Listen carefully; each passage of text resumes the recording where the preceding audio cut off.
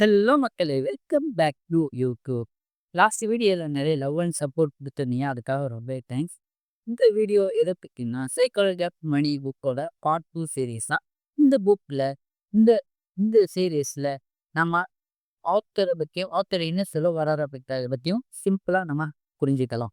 So stay tune வாங்க வீடியோக்குள்ள போடலாம்.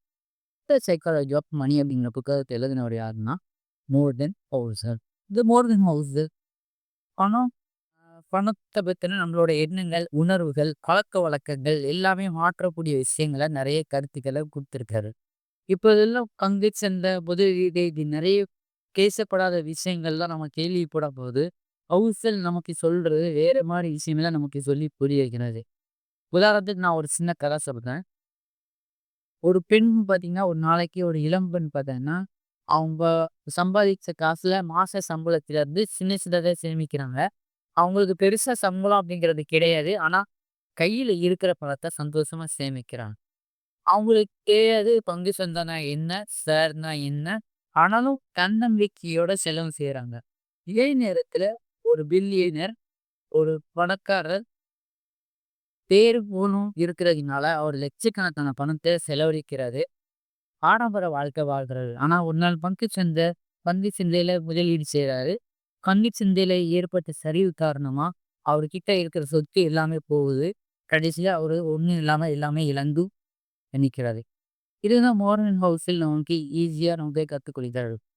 மோர்கன் ஹவுஸில் இந்த கதையினால நமக்கு சொல்ல வர்றது என்னன்னா, பணம் சம்பாதிக்கிறத விட அத பாதுகாக்கிறது தான் ரொம்ப முக்கியம்.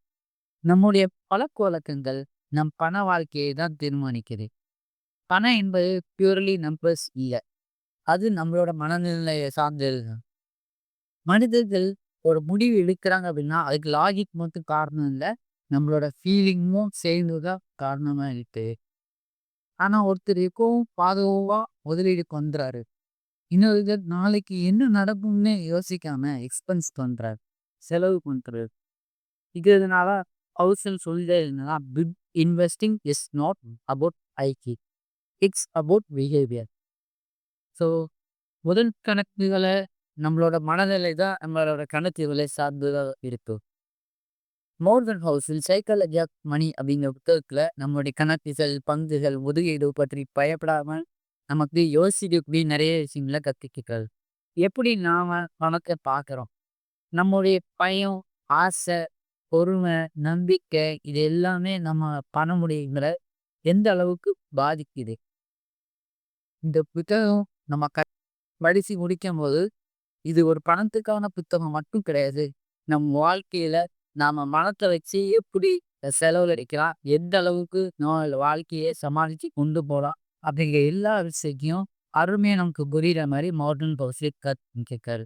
இந்த பிரச்சனை மறக்காம லைக் பண்ணி சப்போர்ட் பண்ணுங்க.